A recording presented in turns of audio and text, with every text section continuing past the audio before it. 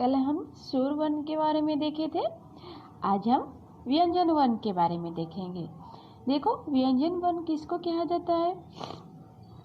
व्यंजन वर्ण उच्चारण के लिए पूर्णतया स्वर वर्ण पर निर्भर होता है। बिना स्वर वर्ण के व्यंजन वर्ण लिखा जाना तो संभव है, किंतु इनका उच्चारण बिना स्वर वर्ण के असंभव है। तो व्यंजन वर्ण किसको कहते हैं? व्यंजन वर्ण ये है कि जो पूरा स्वर वर्ण के ऊपर डिपेंड है। ठीक है, हम स्वर वर्ण किसको कहते थे? जो बिना किसी के ऊपर डिपेंड होके वो अपने आप उच्चारण होता था, वो किसी के ऊपर डिपेंड नहीं होता था। लेकिन व्यंजन वर्ण किसको कहते हैं? वो पूर्णतया किसके ऊपर डिपेंडेंट है? वो स्वर वर्ण के ऊपर डिपेंडेंट है। बिना स्वर वर्ण के हम व्यंजन वर्ण का उच्चारण नहीं कर सकते हैं।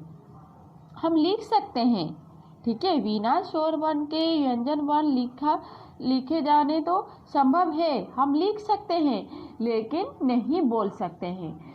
हम उच्चारण करने के लिए व्यंजन वर्ण को स्वर वर्ण का जरूरत है। बिना स्वर वर्ण में हम व्यंजन वर्ण का उच्चारण नहीं कर सकते हैं। सिर्फ लिख सकते हैं, लेकिन उच्चारण नहीं कर सकते हैं। तो यह था, देखो, क इक्त अ क।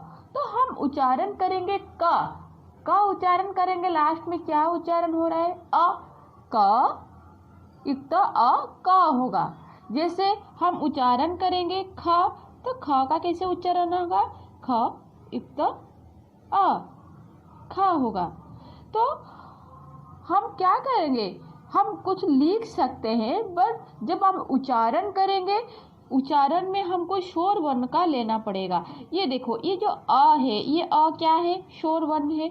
और ये जो क है, ये क्या है? व्यंजन वर्ण है।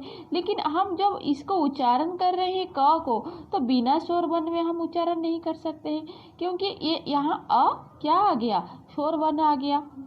तो व्यंजन वर्ण को उच्चारण करने के लिए हमको स्वर वर्ण का जरूरत है। ये चीज आप लोगों को याद रखना है। जब हम स्वर वर्ण का उच्चारण करते हैं, हम किसी वर्ण का डिपेंड नहीं करते हैं या किसी वर्ण को नहीं लेते हैं। लेकिन जब व्यंजन वर्ण का उच्चारण करेंगे, हम पूर्णतया स्वर वर्ण पर निर्भर है और स्वर वर्ण के थ्रू हम व्यंजन वर्ण को उच्चारण कर सकते हैं। ठीक है, तो देखो, व्यंजन वर्ण कितने प्रकार के हैं? संस्कृत वर्णमाला में कुल 33 व्यंजन वर्ण है, जिन्हें इस प्रकार वर्गीकृत किया गया है। तो व्यंजन वर्ण कितने प्रकार के हुआ? 33। देखो, संस्कृत में 33 व्यंजन माला है, व्यंजन वर्ण है। तो हम उसको इस प्रकार वर्गीकृत किए हैं। देखो, क च ट त प। तो क वर्ग, च वर्ग, ट वर्ग, त वर्ग, प वर्ग। तो ये हो गया हमारे स्पर्श व्यंजन, और एक है अंतस्थ व्यंजन और एक है ऊष्म व्यंजन। तो व्यंजन को हम 3 भाग में डिवाइड किए हैं। एक है हमारे स्पर्श व्यंजन, दूसरा है हमारे अंतस्थ व्यंजन और तीसरा है हमारे ऊष्म व्यंजन। तो स्पर्श व्यंजन में हम क वर्ग, च वर्ग, ट वर्ग, त वर्ग और प वर्ग है। और हर वर्ग में क्या है? 5 वर्ण है। देखो, 1 2 3 4 5। क ख ग घ वन, च छ ज झ ञ, ट ठ ड ढ ण, त थ द ध न, प फ व भ म। तो हर वर्ग में 5 वर्ण है। ठीक है, 5 वर्ण को लेके क्या होता है? एक वर्ग है। तो वर्ग हमारे पास कितना है? 5 है। और हर वर्ग में हमारे 5 वर्ण है। इसका मतलब यहाँ कितना वर्ण हो गया? 25 वर्ण हो गया। देन ये हो गया हमारे स्पर्श व्यंजन। तो व्यंजन 3 प्रकार के हैं। एक है स्पर्श व्यंजन, एक है अंतस्थ व्यंजन।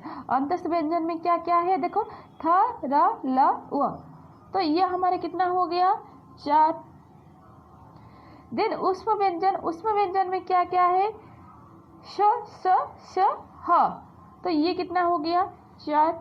तो हमारे कुल मिलके कितना हो गया? 33 व्यंजन हो गया बच्चों। तो हम आज क्या सीखे? हम प्रीवियस क्लास में स्वर वर्ण के बारे में देखे थे, आज हम व्यंजन वर्ण के बारे में देखे। तो व्यंजन वर्ण हमारे क्या है? बिना स्वर वर्ण में हम व्यंजन वर्ण को उच्चारण नहीं कर सकते हैं, सिर्फ लिख सकते हैं लेकिन उच्चारण नहीं कर सकते हैं। और हमारे पास व्यंजन वर्ण कितने प्रकार के हैं? 33। और व्यंजन वर्ण को हम 3 भाग में डिवाइड किए हैं, एक है स्पर्श व्यंजन, एक है अंतस्थ व्यंजन, एक है ऊष्म व्यंजन। और स्पर्श व्यंजन में हमारे पास 25 वर्ण है। जैसे स्पर्श व्यंजन में हमारे पास 5 वर्ग है। स्पर्श व्यंजन को हम 5 वर्ग में डिवाइड किए हैं, एक है क वर्ग, एक है च वर्ग, एक ट वर्ग, एक त वर्ग, एक प वर्ग। और हर वर्ग में हमारे पास 5-5 वर्ण है।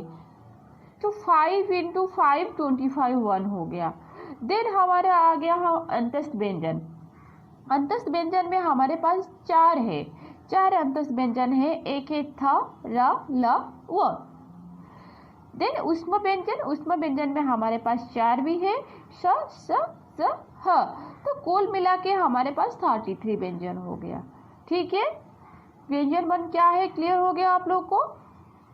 तो जो डाउट है फिर मुझे पूछो, इसमें कुछ समझ में नहीं आया तो पूछो मुझे।